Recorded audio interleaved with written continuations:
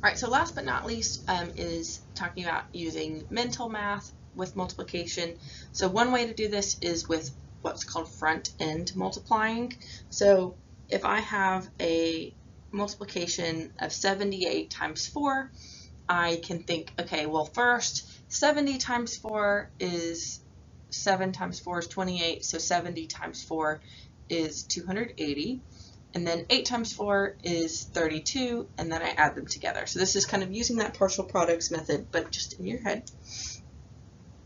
We could also use compatible numbers. So if I have a list of numbers that I'm multiplying together, 2 times 8 times 5 times 40 times 5, it's easier if I start with 2 and 5 because of the commutative property I can rearrange, and with the associative property I can group them.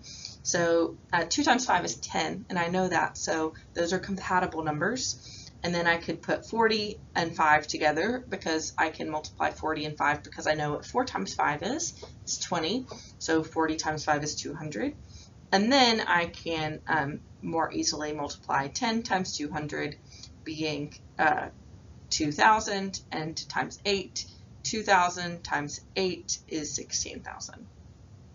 You can also think about it as money. So for example, if we're going to multiply a number with 25, I could think about that as 4 quarters. So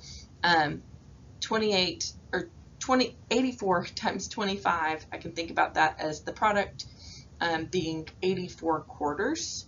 So that would be 84 different quarters, where 4 quarters makes $1. So that would get me 84 divided by 4, $21, which is the same as 2,100 cents.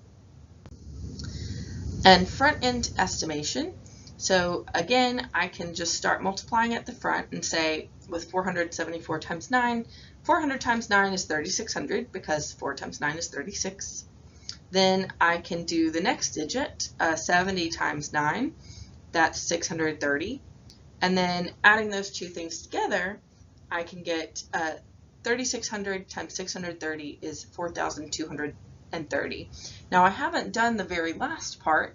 If we're just estimating, then I don't necessarily need to, because I have a pretty good estimate as is. It's an underestimate because I haven't yet added what would come from 4 times 9. But if I added what comes with 4 times 9, I would add 36, and I would add that to 4,230 and get 4,266.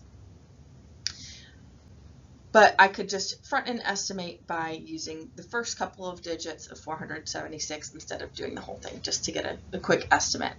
I could also think of rounding and say, all right, well, I know my number will be a little bit less than 400 or than 500 times 9, or I could say it will be a little bit less than 474 times 10, and use some estimating techniques that way.